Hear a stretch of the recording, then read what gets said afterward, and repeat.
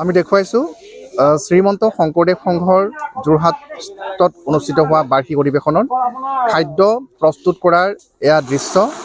এক বিশাল আয়োজন ইয়াতে যিহেতু 1 কুইণ্টেল ক্ষমা কৰিব 1000 কেজি দাইল ৰান্ধিব পৰা এই বিশাল কেৰাহীখনত এতিয়া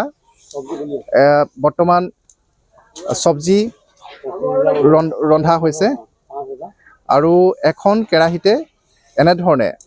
5000 লোকৰ বাবে এনেধৰণে চব্জি প্ৰস্তুত কৰিব পৰা যায় আমি দেখুৱাইছোঁ যে কেনেধৰণে এক ঠেলাত অনা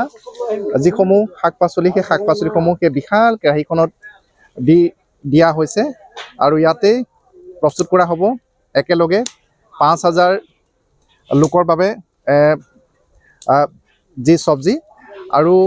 বৰ্তমান অলপ ক'ব নেকি কিমানমান আপোনালোকে যি এটি খাদ্য ৰান্ধিছে যি চব্জি ৰান্ধিছে আমি দেখিছোঁ ইয়াতে মানে কিমান লোকৰ বাবে এসাঁজত কিমান লোকৰ বাবে হ'ব এই হেৰিখনত এই কেৰাহীখনত এতিয়া আমাৰ এই কেৰাহীখনত আপোনাৰ 5-6000 কাৰণ আমি প্ৰস্তুত কৰিছোঁ ইতিমধ্যে আমাৰ প্ৰস্তুত হৈ গৈছে প্ৰায় 20000 ভকতসকলৰ কাৰণে আমি চব্জি আপোনাৰ প্ৰস্তুত হৈ গৈছে আৰু আমি এতিয়া 5-6000 কাৰণে প্ৰস্তুত কৰি থকা হৈছে ইয়াত বৰ্তমান আমি এতিয়া সম্পূৰ্ণ আলু আৰু ওলকবি এইটো বইল কৰিম বইল কৰাৰ পিছত ইয়াত টুকি পেলাই আমি বন্ধাকবি আৰু লগত আৰু বিলাহী সৰু সৰু কেৰাহীবিলাকত প্ৰস্তুত কৰি আমি 5-6000 ভকতৰ কাৰণে এক এককৈ প্ৰস্তুত কৰিছোঁ।